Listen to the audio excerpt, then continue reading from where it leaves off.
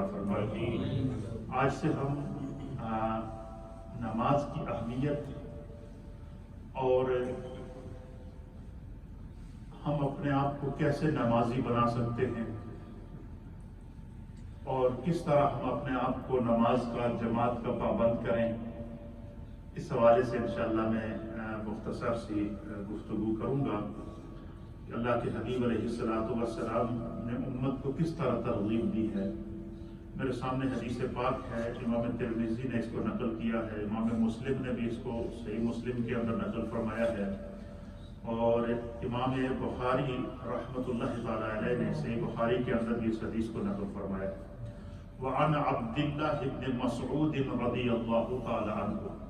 حضرت سیدنا عبداللہ بن مسعود رضی اللہ تعالی عنہ آپ روایت کرتے ہیں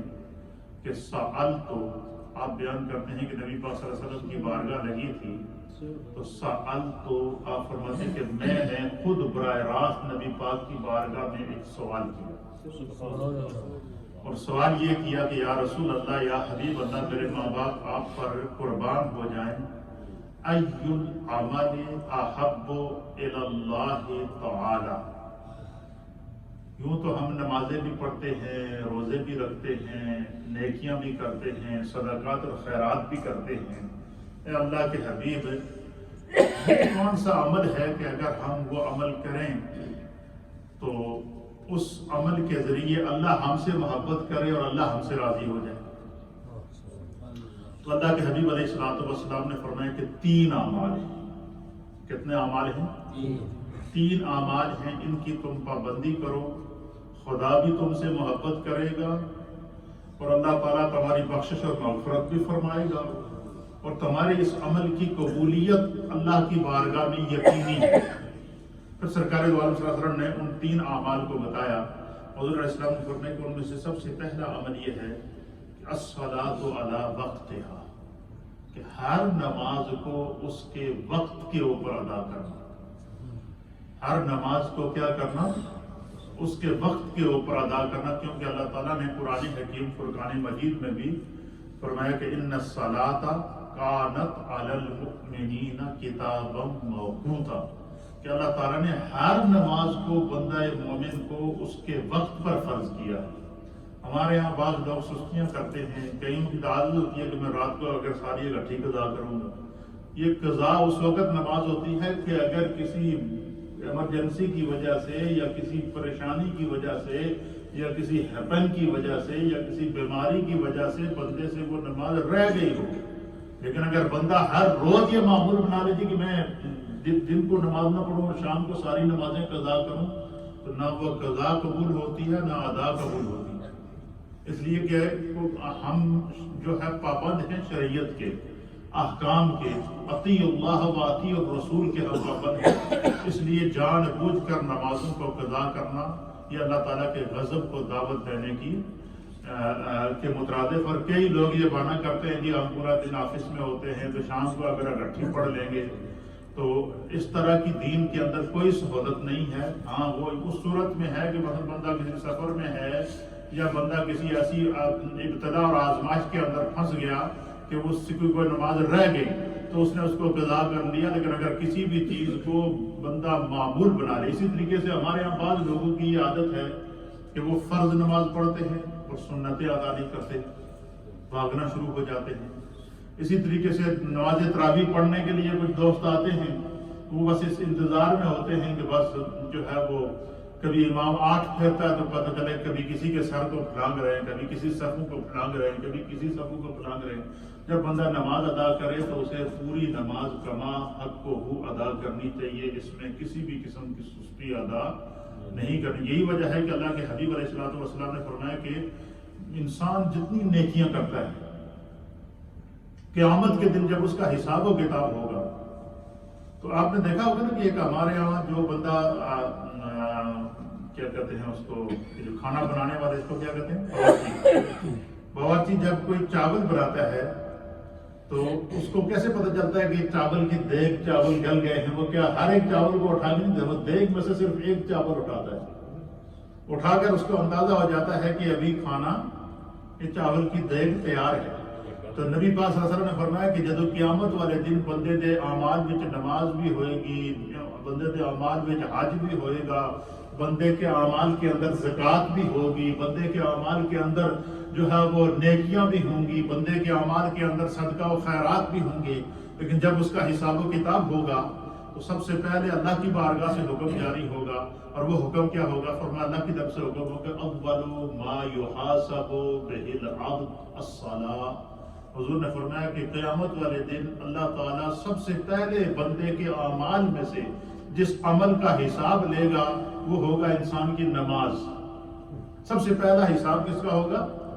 نماز کا ہوگا، اور نماز کا حساب بھی اس طرح ہوگا کہ باقاعدہ پوری اس کی نماز کی، اس کی زندگی کی ہسٹری اللہ کی بارگاہ کے اندر۔ اسی لیے حضور علیہ الصلوۃ والسلام نے ایک حدیث میں فرمایا،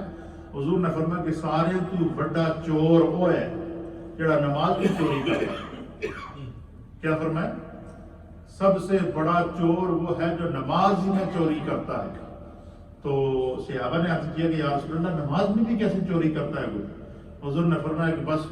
جلدی جلدی رکوع، جلدی جلدی سجدے ٹکرا مار کے نکل جاتا ہے کہ بس اپنے سر تو بوجھ ہوتا ہے۔ فرمایا کہ جب نماز ادا کرو تو پورے حتم کے ساتھ ادا کرو، پورے خشوع اور خضوع کے ساتھ ادا کرو، حضوری قلب کے ساتھ ادا کرو، اور اس طرح ادا کرو کہ تمہارا رب،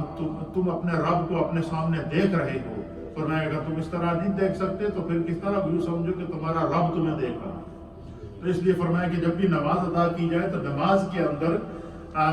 بندہ ڈنڈی نہ مارے، نماز کے اندر بندہ جو ہے وہ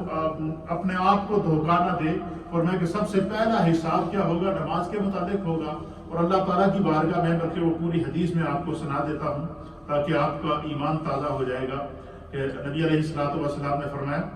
کہ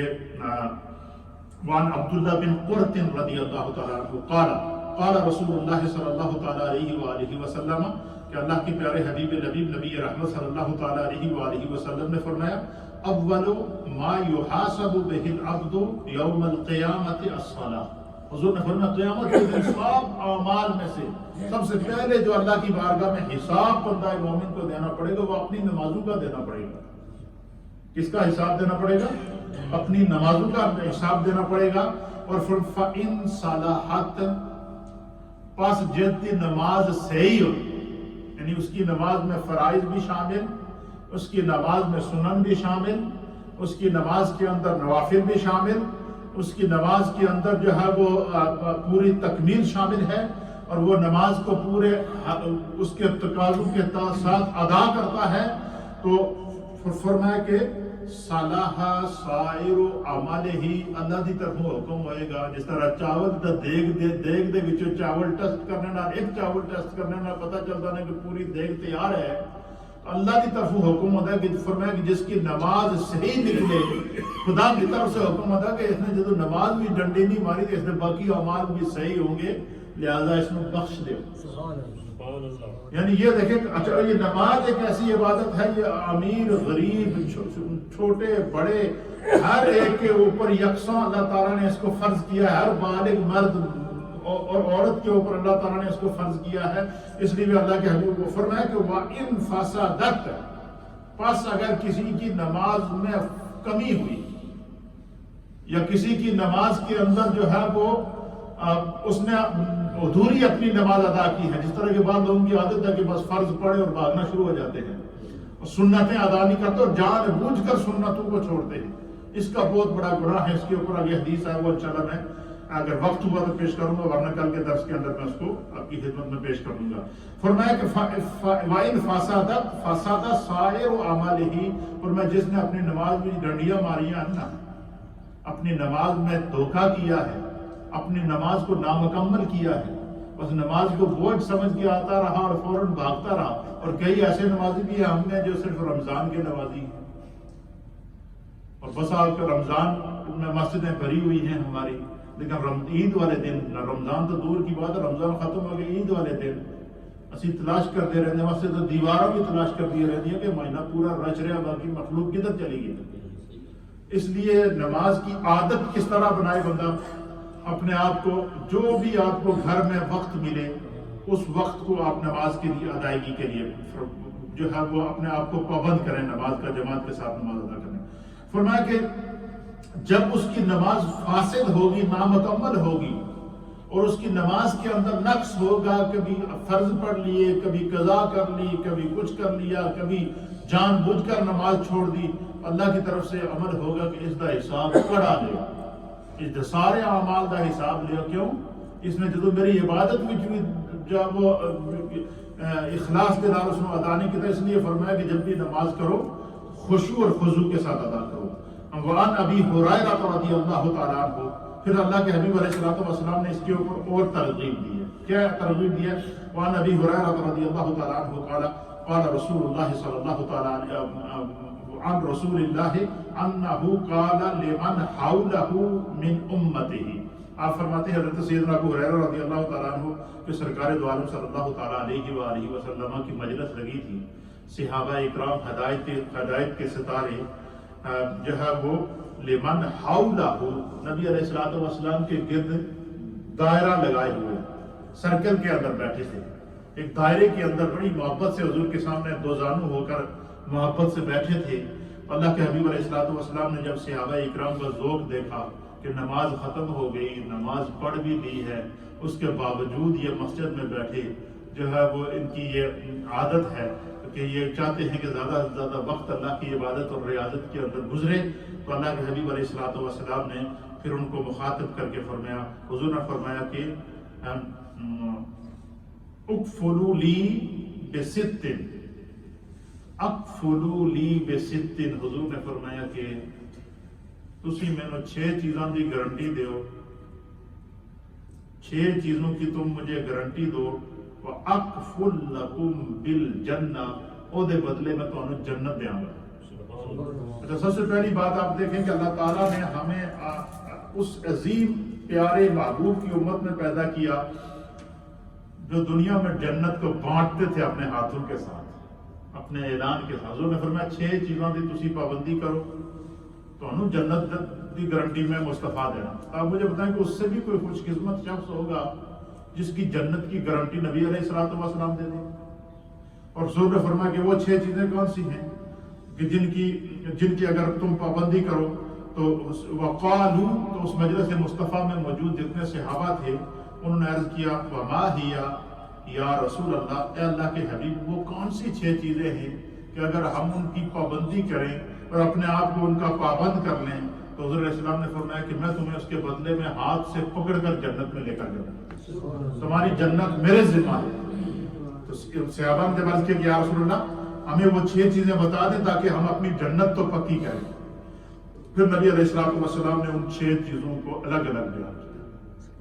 حضور نے فرمایا ان میں سب سے پہلی چیز ہے الصلاۃ علی وقتها،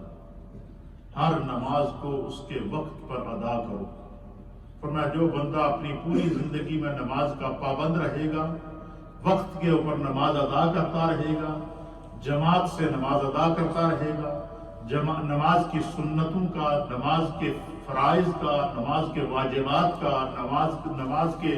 نوافل کا اور نماز کے تمام تر احکامات کا خیال رکھتے ہوئے پابندی کے ساتھ جو بندہ اپنی زندگی میں اپنے آپ کو نماز کا پابند کر دے گا، حضور نے فرمایا تم دنیا میں اپنے آپ کو نماز کا پابند کرو، میں مصطفیٰ تمہیں گارنٹی دیتا ہوں کہ قیامت کے دن اپنے ہاتھ سے پکڑ کر تمہیں جنت میں اپنے ساتھ لے جاؤں۔ اس سے بھی کوئی بڑا اعزاز ہوگا، اس سے بھی بڑا کوئی کرم ہوگا۔ اور دوسری حضور علیہ السلام نے فرمایا والزکاۃ، حضور نے فرمایا کہ جب اللہ تعالیٰ تمہیں مال عطا فرمائے اور جب تم صاحب نصاب ہو جاؤ تو اپنے مال میں سے زکوٰۃ نکالو۔ فرمایا جو بندہ اپنے مال میں سے زکوٰۃ نکالتا ہے، صدقات نکالتا ہے، وہ اپنے مال کو بھی پاک کر لیتا ہے، اپنے آپ کو بھی پاک کر لیتا ہے۔ اور جو بندہ اپنے مال کا حساب کر کے اس میں سے زکوٰۃ نکال کے غرباء کا، ضرورت مندوں کا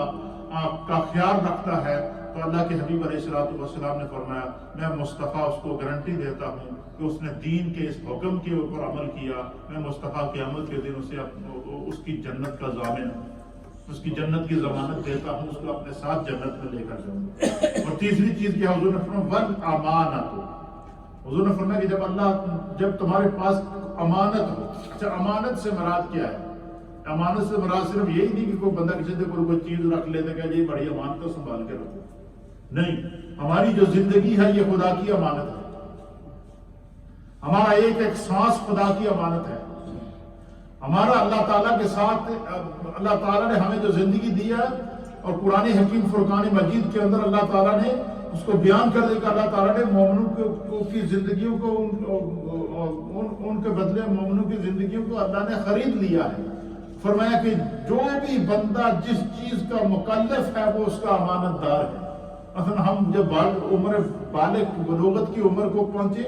ایڈلٹ عمر کو جب بندہ پہنچتا ہے، مرد ہو یا عورت ہو، اس پر نماز فرض ہو جاتی ہے، یہ خدا کی طرف سے اس کے ساتھ ایک فرض اللہ نے اس کے ذمہ لگایا، اگر وہ نہیں پڑے گا تو وہ اس امانت میں خیانت کر رہا ہے۔ روزے اللہ نے ہم پر فرض کیے، ہم نہیں کریں گے تو ہم اس امانت میں خیانت کر رہے ہیں، اور زکوٰۃ اگر اللہ نے ہم پر فرض کی ہے تو ہم نہیں ادا کر رہے تو ہم اس امانت میں خیانت کر رہے ہیں۔ زندگی کا ہر وہ معاملہ جس میں اللہ نے انسان کو مکلف کیا ہے، فرمایا انسان کو اس کے اندر کیا کرنی چاہیے، جو ہے وہ اپنے رب کی امانتوں کا خیال رکھتے ہوئے، فرمایا جو چوتھی چیز کیا ہے، فرمایا بل فرجو، فرمایا کہ ہر انسان کو اپنی شرمگاہ کی حفاظت کرنی چاہیے، یعنی اپنی شرمگاہ کو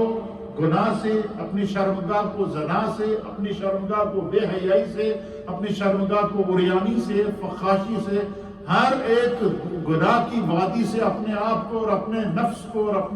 اپنی نفسانی خواہشات کو بچا کر جو شخص اپنی زندگی گزارے گا، نبی علیہ السلام نے فرمایا کہ میں مصطفیٰ اس کو گارنٹی دیتا ہوں کہ اس نے اپنے جسم کی حفاظت کی ہے، میں اسے اللہ کے عذاب کی حفاظت کی گارنٹی دیتا ہوں، میں اسے ہاتھ سے پکڑ کر جنت کے اندر لے جاؤں گا۔ اور پانچویں چیز کیا، حضور نے فرمایا والبطن، خدا نے تمہیں جو پیٹ دیا ہے اپنے پیٹ کی حفاظت خود کرو، کہ اپنے پیٹ کے اندر کوئی ایسا لقمہ نہ جائے جو حرام سے ہو، کوئی ایسا مشتبہ لقمہ نہ جائے، کوئی ایسا کام نہ ہو کہ جو، فرمایا کہ جو بندہ کسی بھی حرام ذرائع سے کوئی چیز لے کر اپنے منہ کے اندر اور اپنے پیٹ کے اندر ڈالتا ہے، حضور نے فرمایا وہ اپنے پیٹ کے اندر جہنم کی آگ کا گولا ڈالا۔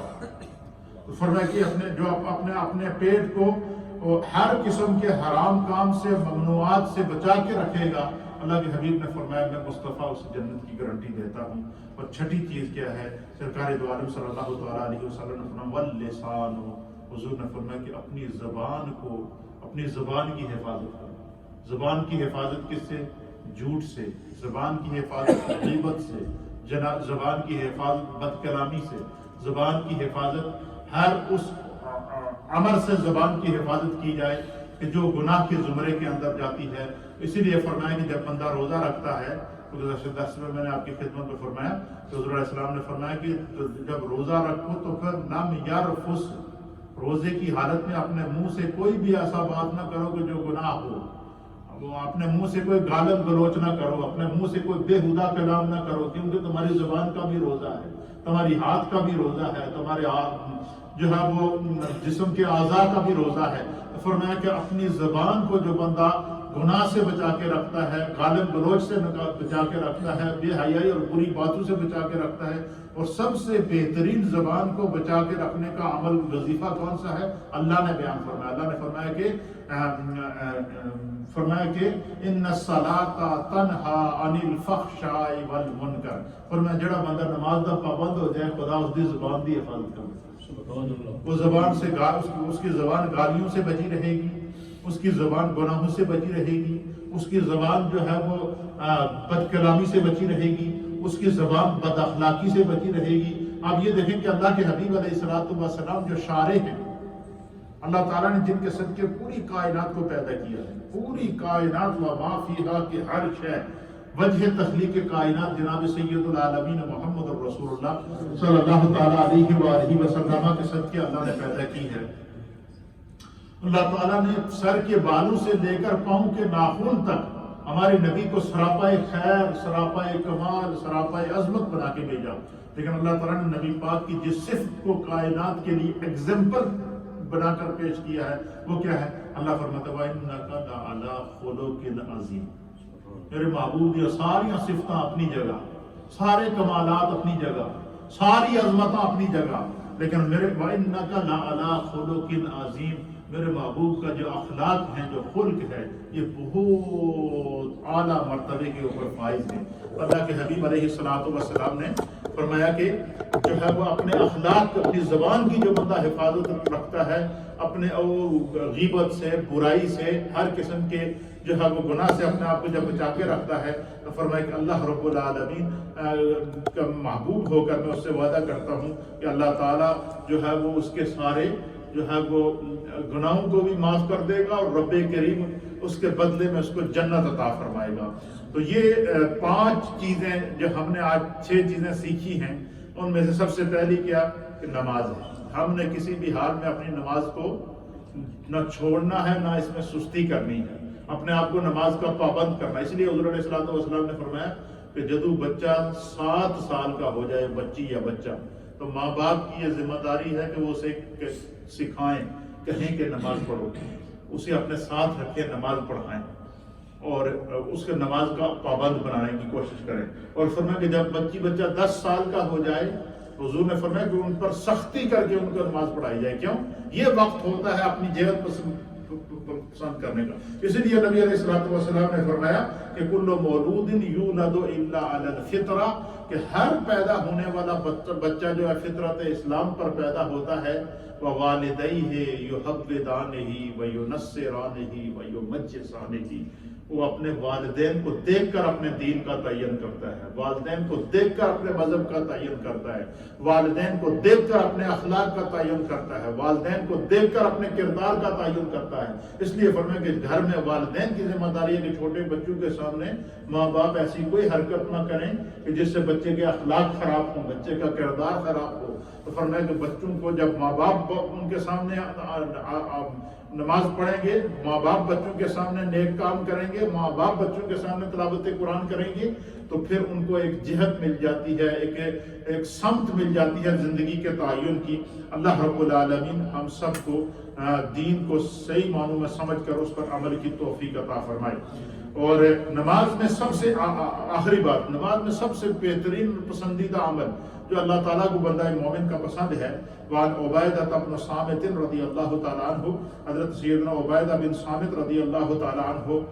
بیان کرتے ہیں کہ انہ سمع رسول اللہ صلی اللہ تعالیٰ علیہ وآلہ وسلم، آپ فرماتے ہیں کہ میں نے رسول اللہ صلی اللہ تعالیٰ علیہ وآلہ وسلم کو فرماتے ہوئے خود اپنے کانوں سے سنا ہے۔ نبی علیہ السلام نے فرمایا ما من عبد یسجد للہ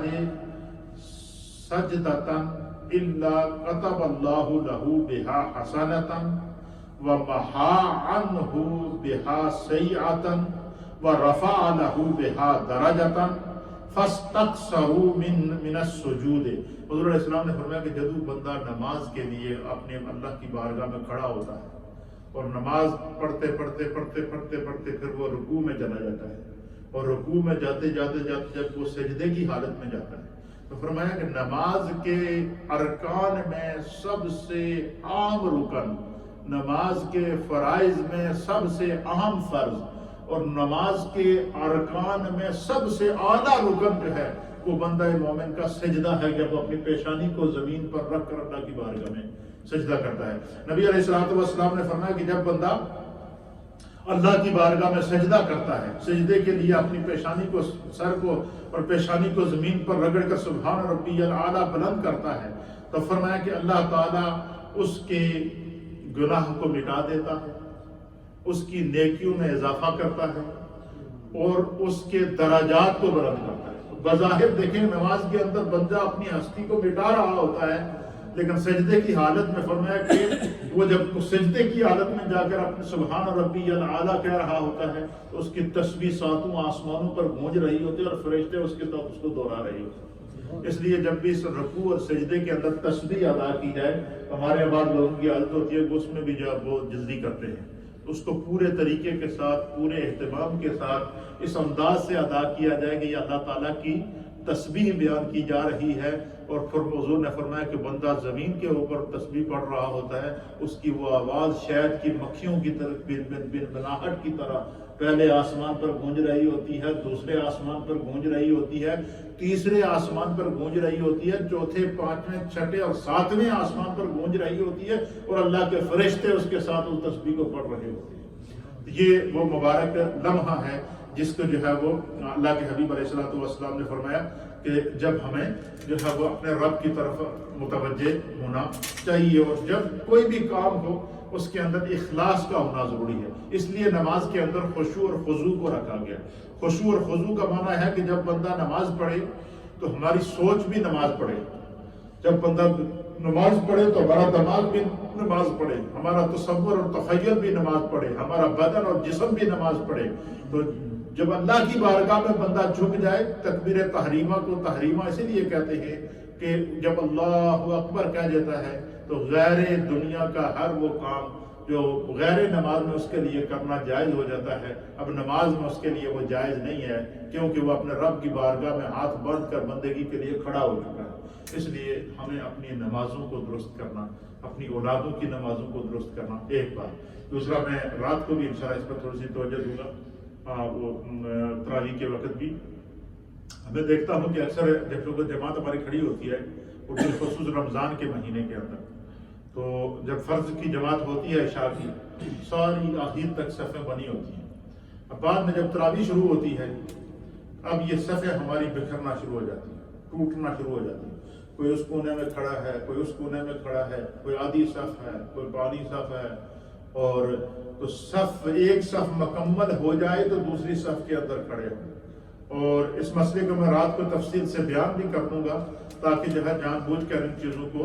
جو ہے وہ یہ نماز کا جو بندہ پابند ہو جاتا ہے وہ احکام کا پابند ہو جاتا ہے۔ جو احکام کا پابند ہو جائے، خداوند قدوس اس کو پھر اپنی حفاظت کے دائرے کے اندر لے لیتا ہے۔ اللہ تعالی ہم سب کو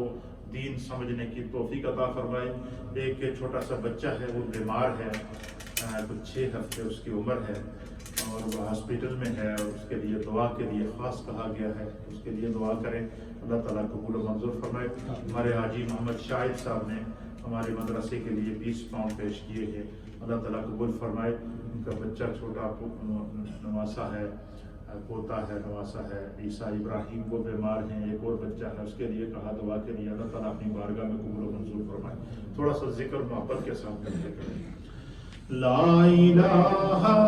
الا اللہ، الا اللہ، الا اللہ، لا الہ الا اللہ، الا اللہ، الا اللہ، لا الہ الا اللہ، الا اللہ، الا اللہ، لا الہ الا اللہ،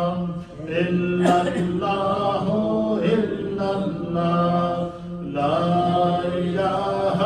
الا اللہ، لا الہ الا اللہ، الا اللہ، الا اللہ، لا الہ الا اللہ، محمد رسول اللہ صلی اللہ تعالی علیہ وآلہ وسلم۔ اللہ اللہ اللہ اللہ اللہ اللہ اللہ اللہ اللہ اللہ اللہ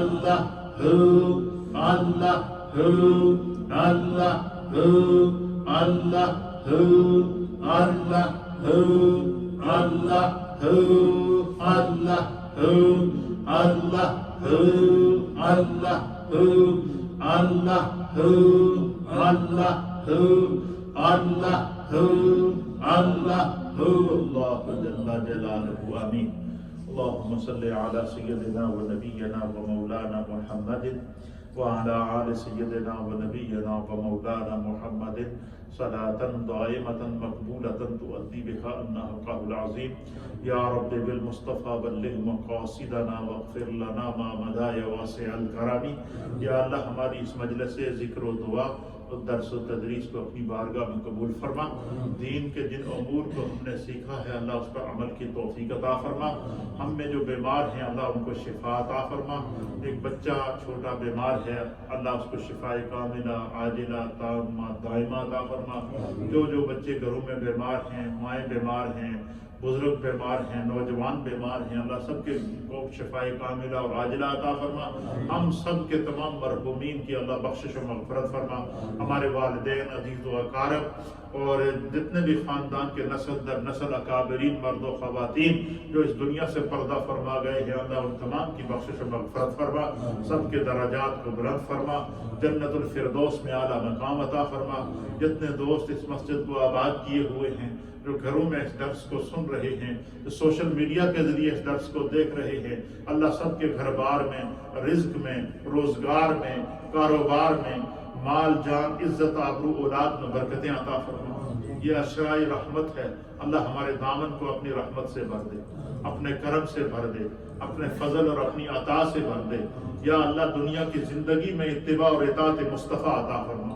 مرتے وقت کلمہ طیبہ کی دولت سے مالا مال فرما، فلسطین و کشمیر کے مسلمانوں کو آزادی عطا فرما، دنیا بھر کے محکوم اور مجبور مسلمانوں پر کرم فرما، عالم اسلام کے لیے اس رمضان کو باعث برکت بنا، باعث راحت بنا، امت مسلمہ کی مشکلات کو اللہ دور فرما، یا رب کریم جو بیمار ہیں ان کو شفا عطا فرما، جو مائیں بہنیں گھروں میں سحری افطاری اور پورا دن اپنے خاندان کے لیے احباب کے لیے